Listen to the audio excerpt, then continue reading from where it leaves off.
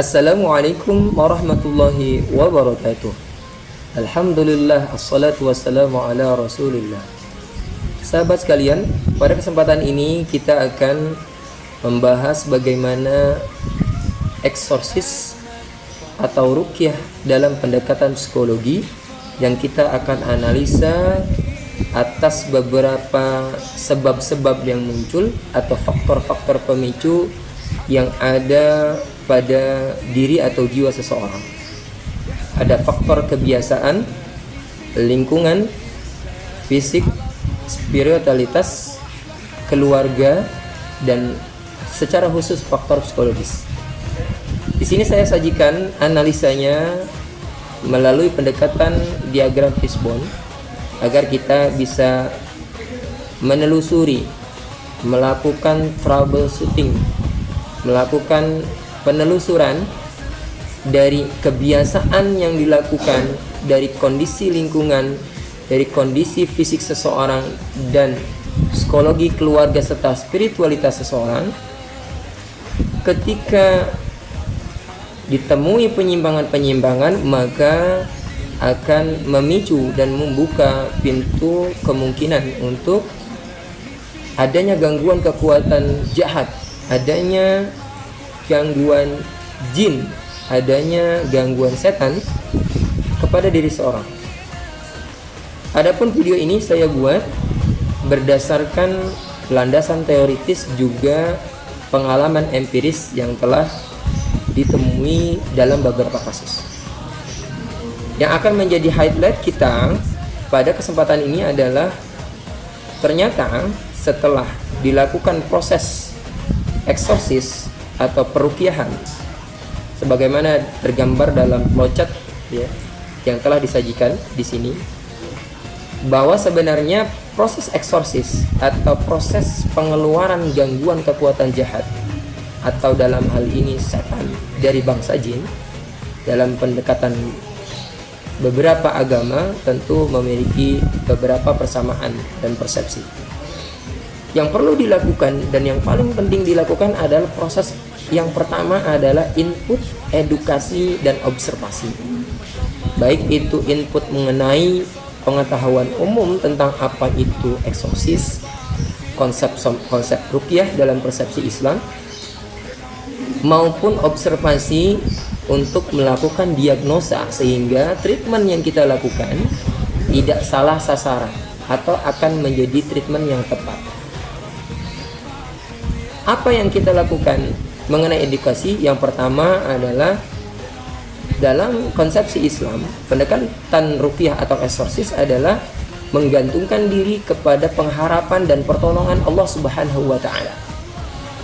Bukan hanya mengandalkan bacaan-bacaan atau jampi-jampi, atau bahkan yang lebih parah adalah menggantungkan harapan atau menganggap bahwa sesuatu itu bisa terjadi atas kehebatan atau atas kekuatan yang dimiliki oleh seorang peruqyah, seorang yang melakukan eksorsis, seorang yang akan menjadi fasilitator untuk membantu seseorang keluar dari gangguan-gangguan kekuatan jahat.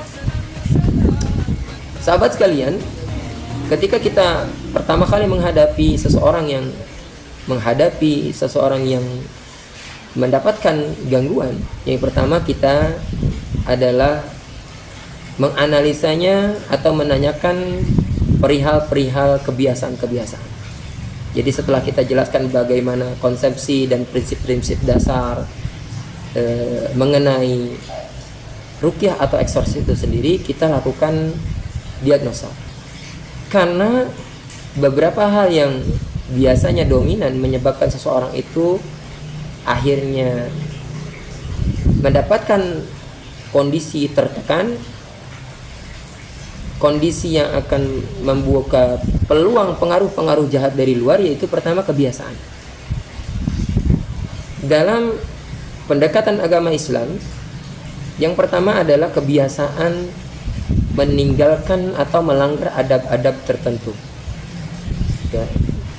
Misalnya ketika membuka pakaian tidak membaca doa, memasuki kamar mandi melakukan ritual-ritual yang diajarkan ketika menjelang malam atau menjelang waktu maghrib. Kemudian banyak hal lagi, berlama-lama di dalam kamar mandi atau toilet. Nah ini kita perlu tanyakan.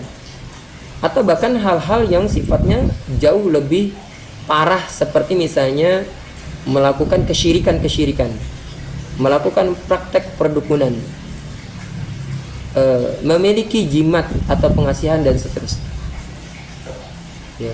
Ada beberapa kasus seseorang mengalami gangguan itu karena kebiasaan yang berlama-lama di toilet atau membuka busana tanpa membaca doa dan basmalah. Atau yang kedua, kebiasaan menyendiri. Ya, kebiasaan menyendiri apalagi disertai dengan pikiran yang kosong, ya. Ini akan menjadi pemicu, seperti istilah yang pernah atau sering kita dengar, bahwa serigala akan mengincar siapa atau domba yang memisahkan diri dari lingkungan atau kelompok. Karenanya menyendiri, menyalahkan diri sendiri, banyak keluar dari kelompok atau dari khalayak untuk melakukan penyendirian, ini akan menjadi berbahaya. Yang kedua, faktor lingkungan. Dalam kasus yang terjadi nanti akan kita saksikan dalam video, walaupun mungkin ketika interogasinya untuk menjaga privasi kita tidak tampilkan, tapi ternyata lingkungan yang diterima atau didapati sering melakukan bully, baik itu secara verbal maupun fisik, ya, misalnya fisiknya yang gemuk, ya, atau ada keunikan tersendiri bahkan dari jenis rambut, warna kulit dan seterusnya, itu ternyata bisa memicu ketertekanan. Atau juga yang ketiga, pengucilan. Nah, ketika kami melakukan interogasi atau melakukan observasi, saya selalu dikeluarkan atau tidak diikut sertakan dalam kelompok atau grup sosmed tertentu dengan teman kelas saya. Saya sering dikatakan, maaf, gendut. Ketika saya tampil untuk menyanyi atau menari, dikatakan tidak pantas, tidak bisa dan seterusnya. Ini stimulus-stimulus negatif secara verbal maupun gestur-gestur bahasa tubuh yang menandakan sebuah sindiran-sindiran. Ini menjadi sebuah input yang negatif bagi seseorang yang akan memicu dia untuk merasakan tekanan atau merasakan kedukaan, kesedihan yang mendalam. Bahkan nanti bisa malah kepada arah dendam. Dan dendam inilah dari beberapa faktor psikologis yang ternyata dari beberapa kasus yang dilakukan dalam proses eksorsis adalah katalis atau bahkan hal yang akan menjadi penempel, atau kekuatan jahat itu akan menempel kuat ketika diri seseorang itu masih menyisakan rasa dendam kepada siapa? Ada yang karena perbedaan hak untuk disekolahkan atau pendidikan yang diterima antara kakak dengan adik, atau melihat kekerasan yang terjadi di rumah tangga ketika dia akhirnya harus menyimpan dendam dengan orang tuanya, ibu atau ayahnya. Nah, itu menjadi pemicu sekaligus bisa dibilang perekat dan pengunci ketika kekuatan jahat itu sudah terlanjur masuk. Ketiga, faktor fisik, ya, maka kelelahan, kurangnya olahraga, atau asupan makanan yang terlalu berlebihan, ya, ini juga menjadi faktor pemicu. Atau kurang makan, tidak teratur dan seterusnya. Makanya ketika kasus-kasus di sekolah, misalnya teman-teman yang mengikuti eskul tertentu, sebut saja misalnya ikut pasus, wah, karena penggemblengan fisik, ya, penggemblengan mental, terkadang harus melewatkan waktu-waktu untuk makan dan seterusnya, itu menjadi pemicu yang paling banyak kita temui. Kemudian kadar atau kualitas spiritualitas.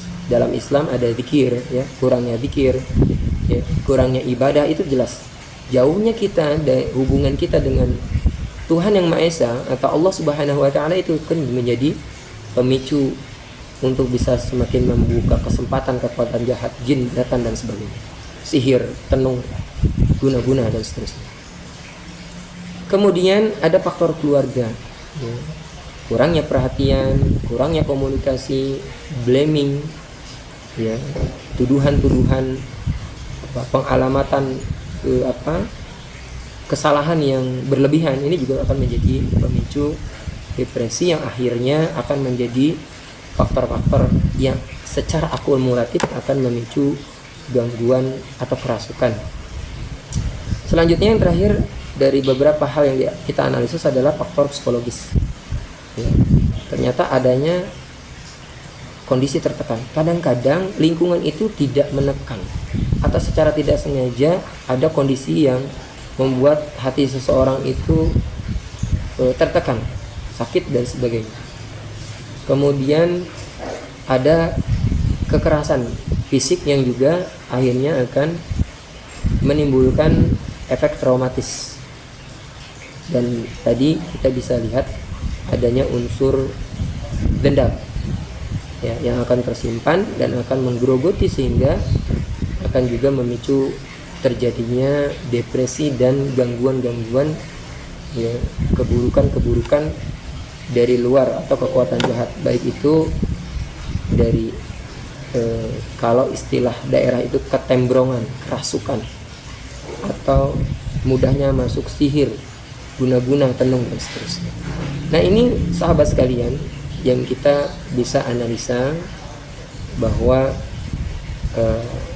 kebiasaan, termasuk kebiasaan misalnya kotor, kebiasaan menumpuk pakaian, lingkungan atau badan kita yang maaf berbau, ya, kebiasaan-kebiasaan jorok, ya, terus karena jin itu sifatnya suka dengan sesuatu yang lembab, berbau dan kotor.